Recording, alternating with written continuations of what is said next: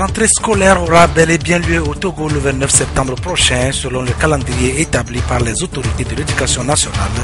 Le ministre des Enseignements primaires et secondaires l'a rappelé ce lundi lors d'une interview à son cabinet.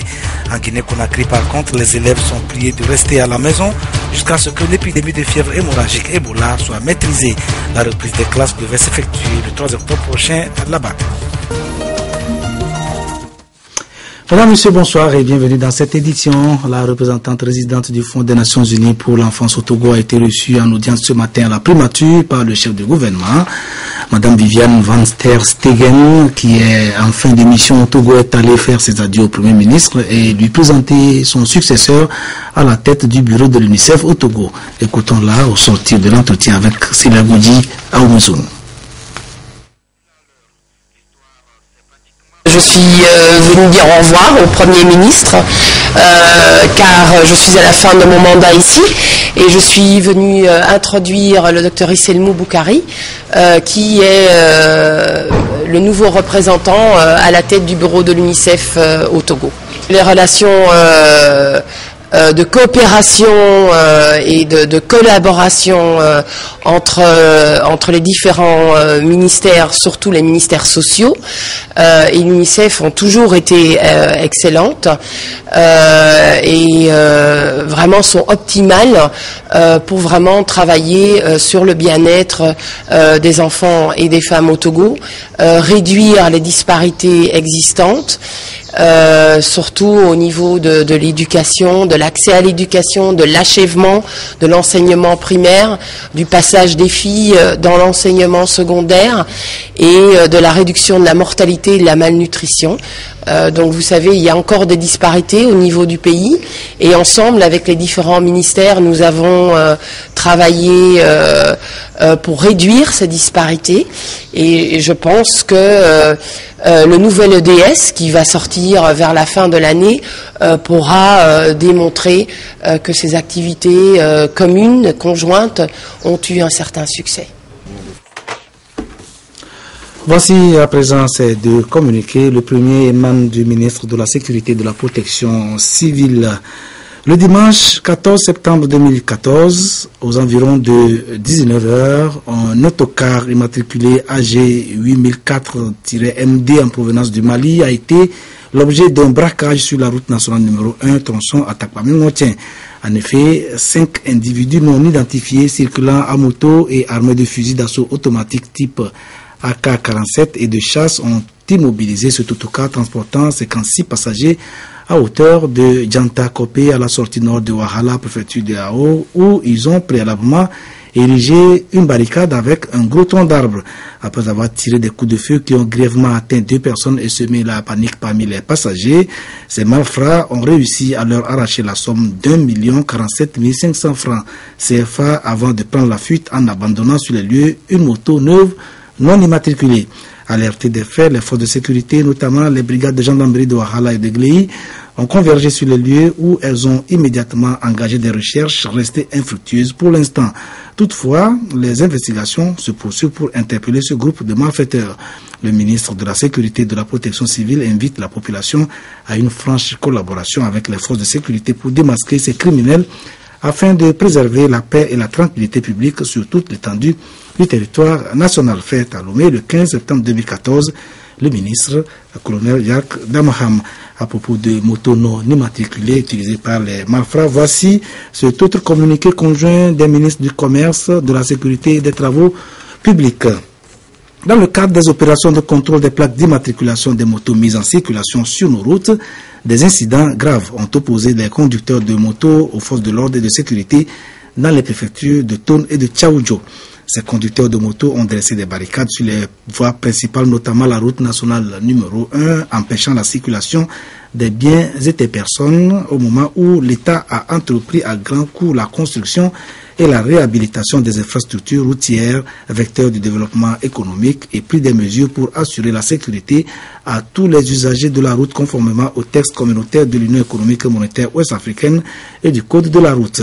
Compte tenu de la gravité de la situation et après une large concertation avec les concessionnaires, les importateurs, les revendeurs de motos, le gouvernement, soucieux de préserver la sécurité routière et de protéger le secteur de vente des motos, décide que désormais, le coût de la plaque d'immatriculation de ces engins sera incorporé dans le prix de vente.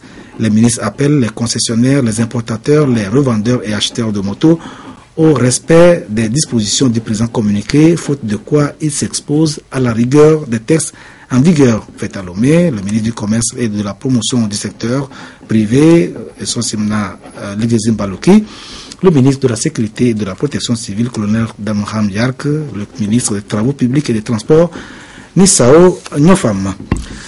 Aujourd'hui, 15 septembre, une journée consacrée à la célébration de la démocratie dans le monde. Au Togo, l'événement a été marqué par la tenue d'un symposium sur le rôle des jeunes dans la consolidation de la démocratie. L'initiative de la rencontre a été prise par le ministère des Droits de l'Homme et de la Consolidation de la démocratie, chargé de la mise en œuvre des recommandations de la CVJR en collaboration avec le PNUD et Soham Théo. C'est depuis 2007 que les Nations Unies ont institué le 15 septembre de chaque année comme journée internationale de la démocratie. La commémoration de cette journée vise un triple objectif: célébrer, promouvoir et consolider la démocratie. Au Togo, les jeunes sont mis en exergue à travers le thème « Le rôle des jeunes, acteurs sociopolitiques pour la consolidation de la démocratie ». Les jeunes représentent la grande majorité, sinon la très grande majorité de la population de notre pays. Et donc il est tout à fait normal que ces jeunes-là puissent être formés et outillés dans le cadre de la tolérance pour une cohabitation pacifique, aussi bien de toutes les ethnies que de toutes les religions et de tous les partis politiques. Issus de plusieurs associations de jeunes, ces derniers suivront deux communications, dont l'une relative au thème de l'année, avec la possibilité pour eux d'exposer leurs attentes. Les jeunes doivent, à travers les cadres appropriés que sont les associations de jeunes ou les espaces de formation politique, doivent avoir donc l'occasion de discuter des questions d'intérêt national. Et ces espaces doivent être soutenus, consolidés et appuyés par les principaux acteurs de développement et le gouvernement. Une démocratie véritable, selon les Nations Unies, requiert une participation effective des jeunes. L'initiative du ministère des Droits de l'Homme, de la consolidation de la démocratie et de la mise en œuvre des recommandations de la CVJR adhère donc aux préoccupations de la représentante résidente du système des Nations Unies. Madame Kardiatalo Ndiaye a déclaré, je cite, « Les progrès démocratiques du Togo sont aujourd'hui perceptibles par tous, mais demeurent encore perfectibles. » Fin de citation. Le gouvernement en est conscient, en témoignent les nombreuses initiatives prises ces dernières années et sa détermination à faire du Togo un État de droit. Demain, ce sera au tour des défenseurs de l'environnement de se pencher sur l'état de la couche d'ozone à l'occasion de la journée qui lui est dédiée. Il y a en effet 27 ans, était adopté à Montréal, au Canada, le protocole pour la protection de la couche d'ozone. À l'occasion de cet anniversaire, le ministre de l'Environnement et des Ressources forestières, André Johnson, a appelé les populations togolaises à une synergie d'action en vue de la restauration de cette couche. Clarisse Atikle. Il y a 27 ans que le protocole de Montréal pour la préservation de la couche d'ozone a été adopté en vue de la restauration de ce mince filament gazeux situé dans la stratosphère, la couche d'ozone qui protège la Terre du rayonnement ultraviolet nocif du Soleil. 197 pays dans le monde ont aujourd'hui dit oui à la mise en place d'actions stratégiques pour mettre fin aux dangers liés à la destruction de cette couche sur l'homme et son environnement. Depuis la découverte de ce phénomène dans les années 80, par d'éminents scientifiques, toute la communauté internationale s'est mobilisée pour la restauration de la couche d'ozone. D'une part, les pays industrialisés se sont engagés à stopper la production des substances destructrices de la couche d'ozone et à accélérer la recherche de leurs alternatives.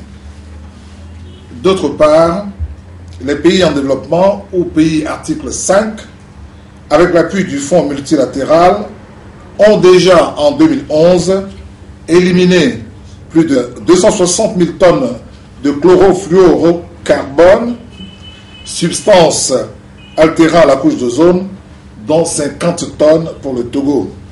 Nous pouvons donc nous réjouir de ce succès. D'autres actions concrètes sont également menées au Togo. L'appui à la cellule de coordination du Bureau national Ozone, la formation des techniciens frigoristes sur les bonnes pratiques en maintenance des équipements de froid, la formation des agents des douanes et de la police environnementale, entre autres. Les populations sont aussi appelées à aider le pays à honorer ses engagements vis-à-vis du protocole de Montréal et de la Convention de Vienne, qui restent les seuls traités internationaux à obtenir l'adhésion massive de la communauté internationale. Si les espoirs sont permis dans le domaine de la protection de la couche d'ozone, les signes de dégradation de notre environnement dans son ensemble sont malheureusement alarmants. Je saisis donc cette occasion pour lancer un cri d'alarme au regard des faits environnementaux que nous observons tous les jours. Au centre des maux qui minent l'environnement et la couche d'ozone, l'homme reste le principal acteur par ses pollutions. Il serait temps qu'il pense à changer de comportement pour les générations futures. Le ministère de l'Urbanisme et de l'Habitat, lui, anime des journées portes ouvertes à partir de demain jusqu'au 18 septembre. Les visiteurs qui se rendront sur l'esplanade du Palais des Congrès de Lomé pourront s'informer sur les conditions préalables à tout projet de construction d'habitat au Togo et surtout découvrir les innovations contenues dans l'avant-projet du Code foncier. Thème retenu pour ces 3 jours d'opération de charme, mieux connaître le ministère de l'Urbanisme et de l'Habitat pour un meilleur cadre de vie. Aimé Abalo. Dernier réglage avant le lancement des journées portes ouvertes qu'organise le ministère de l'Urbanisme et de l'Habitat ce 16 septembre. 3 jours pour informer la population sur les prérogatives du ministère, les rôles et attributions de ses services et directions techniques et recueillir les attentes des différents usagers. Ce que les Togolais doivent attendre, c'est que l'État a mis à leur disposition des instruments juridiques et institutionnels qui leur permettent désormais d'éviter d'acheter des terrains dans des réserves administratives, d'éviter des inondations, d'éviter de construire dans des zones non constructibles. Ça leur permet aujourd'hui de savoir que le Centre de construction et de logement, CCL, dispose de matériaux de construction locaux moins chers et que tout Togolais aujourd'hui peut avoir un logement décent. Au menu des stands dressés sur l'esplanade du Palais des Congrès de Lomé, des séquences de présentation, exposés et communication sur la politique nationale de l'habitat, les projets de logements sociaux et surtout l'avant-projet de Code foncier. Les innovations que vous pouvez trouver dans ce Code foncier aujourd'hui, c'est que nous aurons à créer des services qui feront en sorte que lorsqu'on a son titre foncier, on puisse être assuré que son droit ne peut plus être remis en cause. Les participants et animateurs attendus à ce rendez-vous sur l'habitat sont des responsables de l'administration publique, des acteurs régionaux, de la société civile et des partenaires techniques. 300 plans parcellaires de terrains urbains seront visés sur place. Objectif à terme, rapprocher les usagers du ministère. Un nouveau partenariat devant permettre donc aux populations de collaborer davantage avec les services techniques et échapper ainsi aux pièges liés au manque d'informations sur le foncier. Les députés à l'Assemblée nationale sont actuellement réunis au Palais des Congrès, leur siège, pour la tenue d'une session extraordinaire destinée à procéder à l'élection des membres de la Cour constitutionnelle et de ceux de la Commission électorale nationale indépendante. Les travaux ont déjà permis d'élire les membres de la Cour constitutionnelle. Ils se poursuivent à l'heure où nous parlons pour l'élection des membres de la CENI. Ceux de la société civile et des partis extraparlementaires sont déjà élus. Les travaux sont pour l'heure suspendus et reprendront dans quelques minutes. Les cadres de la préfecture de l'Aquéran, militants et sympathisants du parti UNIR, se sont déplacés au chef-lieu de la dite préfecture le week-end dernier pour une rencontre d'échange avec les points focaux du parti présidentiel. Les discussions ont porté sur les préparatifs de l'élection présidentielle de 2015 et l'implication de chacun dans la mobilisation des populations pour le bon déroulement du scrutin. Reportage Nestor Mouzou. Personnes ressources, cadres et points focaux du parti UNIR dans l'Aquéran Responsables des mouvements soutenant ce parti, ce sont les groupes cibles qui ont participé à la séance de travail avec les dirigeants de UNIR dans la préfecture de l'Akiran. Une séance de travail qui annonce l'heure de la remobilisation. La campagne de la révision des listes électorales s'annonce pour bientôt. Cette rencontre est une manière pour les militants du parti UNIR de préparer le terrain. Les séances nous permettent de nous préparer pour faire en sorte que l'ensemble des cadres militants du parti s'impliquent à fond au cours de l'opération de révision des listes électorales en mobilisant suffisamment les populations pour se recenser.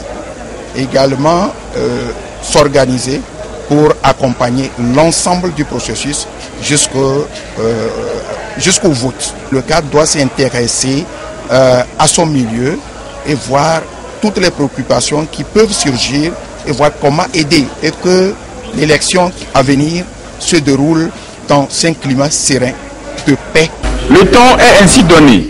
Dans les jours à venir, les cadres et points focaux du parti UNIR dans l'Akiran sont appelés à parcourir la préfecture pour sensibiliser les militants de base afin qu'au moment opportun, qu'ils aillent dans les centres de recensement pour soit se faire inscrire, soit vérifier si leur nom figure sur les listes. Actualité hors du Togo, l'épidémie hémorragique à virus Ebola poursuit sa course meurtrière à travers les villes et campagnes des pays affectés, que ce soit en Guinée-Conakry, au Libéria et en Sierra Leone. C'est le sauve qui peut toucher de plein fouet. Les économies des trois pays tournent au ralenti. Certaines pourraient même perdre jusqu'à 2,5% de leur PIB selon les prévisions. Pour limiter les dégâts, les autorités rivalisent d'initiatives. En Sierra Leone, par exemple, la population est invitée à rester confinée chez elle 3 jours durant à partir de vendredi prochain. Désert, le grand stade de Monrovia. Plus un spectateur pour s'aventurer dans les travées. À l'image de son stade, la capitale du Libéria tourne au ralenti. L'ombre d'Ebola est partout. Cette femme s'est écroulée en pleine rue. Personne n'ose l'approcher. Ici, rien ne semble pouvoir enrayer l'épidémie. Un drame, un de plus pour ce pays à peine remis de ces années de guerre civile. Le futur est peu réjouissant. Ebola se répand partout, c'est incontrôlable. Le futur est sombre.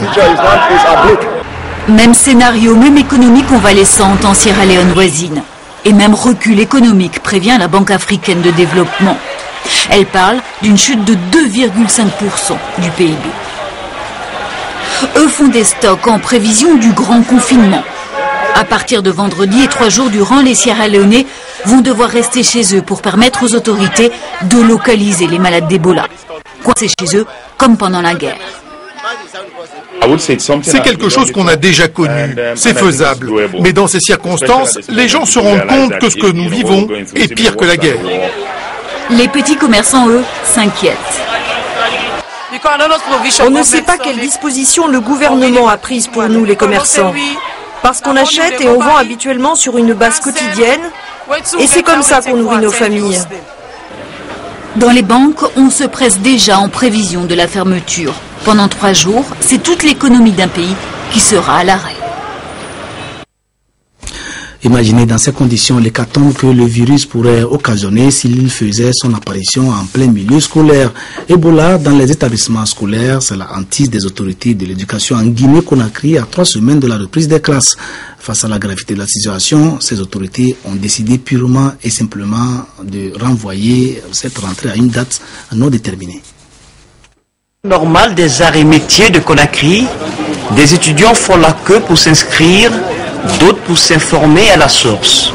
La rentrée était prévue pour le 3 octobre, mais elle est reportée à une date ultérieure pour éviter qu'Ebola rentre dans l'école. La décision a été prise par les ministères en charge de l'éducation nationale. Elle est relayée par la direction de l'école qui craint qu'un élève de retour d'une zone infectée soit porteur du virus et ne puisse contaminer un camarade. Cette situation d'Ebola constitue au jour d'aujourd'hui vraiment un problème qui panique un peu la population guinéenne. Et dans les écoles, c'est, disons, un milieu mosaïque. Sage décision pour certains, mais reculade pour d'autres. Agibou Diallo est enseignant. Il estime que personne n'est mieux placé qu'un étudiant pour s'approprier les changements de comportement induits par Ebola. Et personne, mieux qu'un étudiant, ne peut véhiculer dans toutes les communautés les messages de prévention. Pour moi, il faut ouvrir les écoles à temps en validant les mesures d'hygiène appropriées, et ça peut donner un exemple à nos communautés à la base pour que l'exemple soit suivi. Les étudiants eux-mêmes se disent doublement inquiets. Ils craignent de ne pas recevoir les 9 mois d'enseignement pour lesquels ils s'inscrivent. Et ils ne veulent pas prendre le risque d'une contamination. Ce que moi je dis à toute la jeunesse contre Ebola, de faire attention d'abord, de se laver les mains avec du savon et de l'eau de Javel. Et tout ce que tu dois faire actuellement, tu dois faire de l'eau de Javel avec.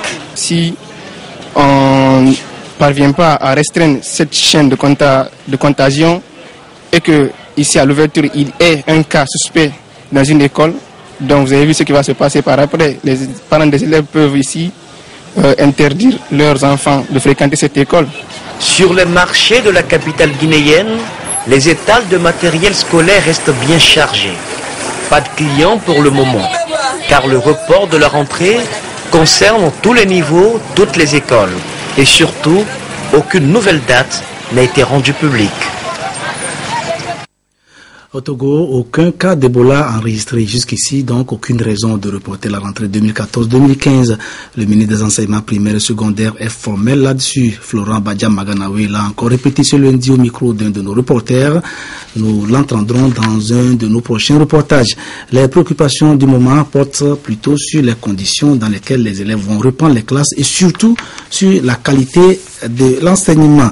Nous allons nous intéresser ce soir surtout aux innovations apportées dans le programme d'enseignement aux préscolaires et primaires. C'est un dossier signé Carmen Madié Akako.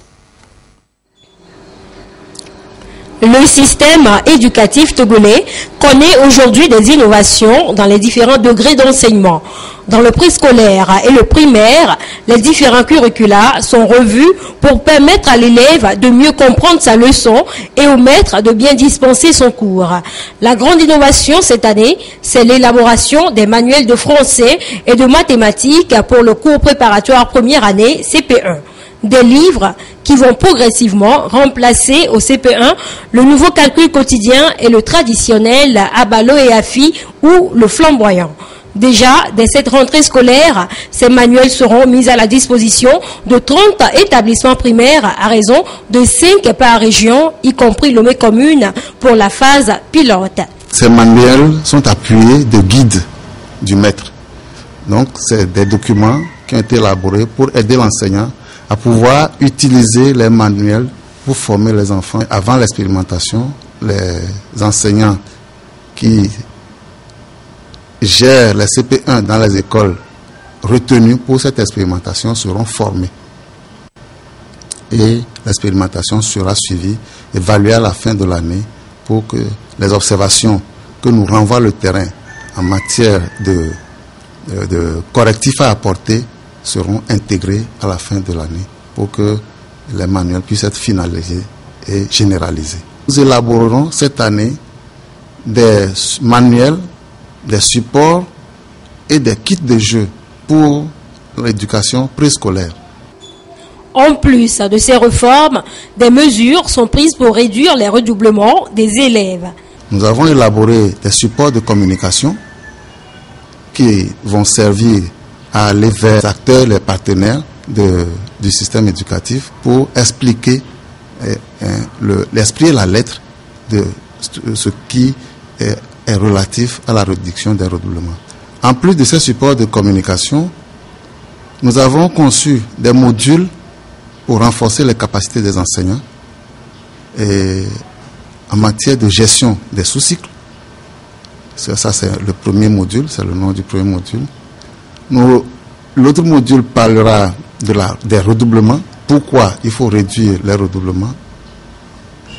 Ensuite, la gestion des classes à effectifs pléthoriques, la gestion des classes à grands groupes comme nous les appelons. L'accompagnement des élèves en difficulté, c'est un autre aspect. L'évaluation de l'apprentissage. Et au niveau du préscolaire, un document de référence est élaboré. Des mesures correctives pour appuyer la politique nationale de la petite enfance.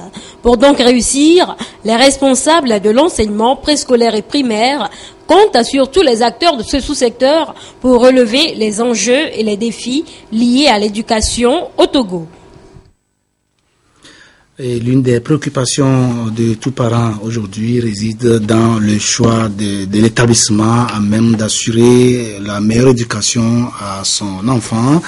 L'incident avec le directeur du collège privé Les Futures Élites qui s'était envolé avec les frais d'examen des candidats au BPC de son établissement a relancé le débat sur les critères de choix de l'établissement pour les enfants. C'est un sujet très important sur lequel nous allons nous attarder dans ce reportage réalisé par Pierre Soussopo. Le temps où l'on ne se posait pas de questions et où l'école du quartier était la seule envisageable semble révolu. De plus en plus, et à l'approche des rentrées scolaires, des parents ont l'embarras de choix des établissements devant accueillir leurs enfants. C'est même devenu, dans certains cas, un véritable casse-tête. Aujourd'hui, nous sommes confrontés à des problèmes de choix entre les écoles privées et les écoles étatiques. Il y a d'abord la situation géographique, le milieu dans lequel vous êtes, par moment. Vous êtes obligé d'inscrire votre enfant dans ce milieu, bien dans cette école, quelle que soit la productivité de l'école. Même si ça ne marche pas, vous êtes dans l'obligation de le faire. Il faut cependant s'assurer que certaines conditions sont bien réunies. Au ministère des enseignements primaires et secondaires, on conseille. Ça dépend un peu d'abord des filières dans lesquelles les enfants s'inscrivent, des capacités que l'on veut promouvoir chez les enfants. Et donc c'est en fonction de cela qu'il faut choisir l'école qui peut être la mieux disante pour les parents. Alors, il y a des écoles qui, d'abord, toute école privée doit répondre à un certain nombre de critères. C'est-à-dire qu'il faut s'assurer que lorsque vous envoyez votre enfant dans une école pour être formé, que cette école-là répondra à vos besoins, répondra à la qualité que vous voulez pour vos enfants. Et c'est pour cela que nous disons que la première condition, c'est que les parents puissent s'assurer que l'école est en partenariat avec l'État et que l'école est reconnue par l'État. Et je vais peut-être dire que je commencerai par ce conseil fondamental. Nous avons demandé que tous ceux qui ont un agrément puissent afficher cet agrément qui montre qu'ils sont en partenariat, puissent l'afficher de manière visible à l'entrée de l'établissement. C'est déjà une orientation pour les parents de se dire, de s'assurer que l'école est dûment reconnue par l'État. Et chaque point de toutes ces conditions, dans les moindres détails, devrait être respecté. Il faut aussi que l'école ne soit pas trop pénéreuse, parce qu'aujourd'hui, il ne faut pas non plus dépenser. Il y a une sorte de luxe de dire qu'on est dans une école privée. L'école privée n'a rien de meilleur qu'une école publique. Alors, il y a des gens qui ont une école publique à côté de leur maison, mais préfèrent amener leurs enfants dans une école privée beaucoup plus loin. Et on s'aperçoit qu'au lieu que l'enfant soit dans une école gratuite en termes de décollage pour le primaire, eh bien, on préfère aller dépenser plus loin et à fin de compte, on n'a pas de résultat que l'on veut. Donc, s'assurer que cette école est en partenariat, ça voudra dire que l'école reçoit des visites d'inspecteurs où les inspecteurs vont voir la qualité de travail des enseignants qui sont recrutés. Et s'assurer, demander aussi à ceux qui y étaient, quelle est leur expérience de cette école-là. Et ça fait partie des conditions de choix.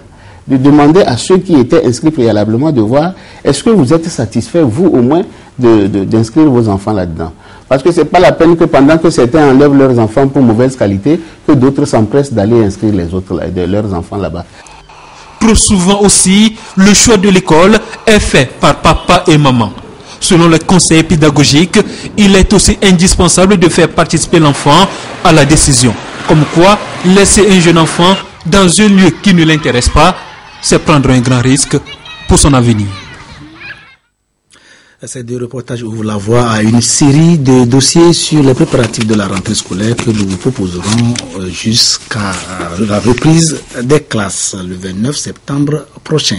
Un défilé de mode pour finir avec la présentation samedi dernier de la deuxième collection Coupe Nouvelle de Credania. C'est un défilé présenté en 3 tableaux avec des tenues taillées dans la nouvelle gamme de tissus Vlisco. Alpha Ziara était parmi les spectateurs. Son reportage est présenté par Silver Aboudou.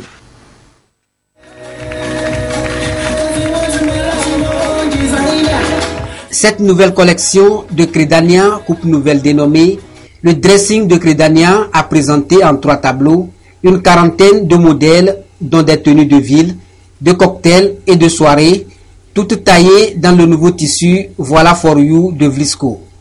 Cette collection a mis en avant les valeurs africaines, révélant les talents de la styliste Akoko Folibé Sebio. Le public en est séduit. J'ai été très heureuse d'être invitée en ce lieu. J'ai vraiment apprécié toutes les tenues qu'elle a eu à présenter. Surtout, leur dernier passage a été super. J'ai apprécié, j'ai passé une très bonne soirée. Par rapport à cette édition, l'année prochaine, on ne dirait pas d'amélioration, mais de nous surprendre encore plus. La soirée a pris fin avec des tirages au sort permettant aux spectateurs de repartir avec des cadeaux. Credania promet au public d'autres nouveautés et collections dans le futur. La styliste estime qu'elle n'est pas encore au top de son aspiration. Elle sollicite des bonnes volontés pour l'aider à aller de l'avant. Les résultats du l'autosport du jour pour finir. Les numéros gagnants du jour sont les suivants: 1, 3, 9, 12, 13, 14, 20, 30, 31, 38, 39, 47, soit 12 matchs nuls. Merci de nous avoir suivis. Voici le rappel des titres pour nous séparer. La rentrée scolaire aura bel et bien lieu au Togo le 29 septembre prochain, selon le calendrier établi par les autorités de l'éducation nationale. Le ministre des enseignements primaires et secondaires l'a rappelé ce lundi lors d'une interview à son cabinet. En Guinée-Conakry, par contre, les élèves sont priés de rester à la maison jusqu'à ce que l'épidémie de fièvre hémorragique Ebola soit maîtrisée. La reprise des classes devait s'effectuer le 3 octobre prochain là-bas.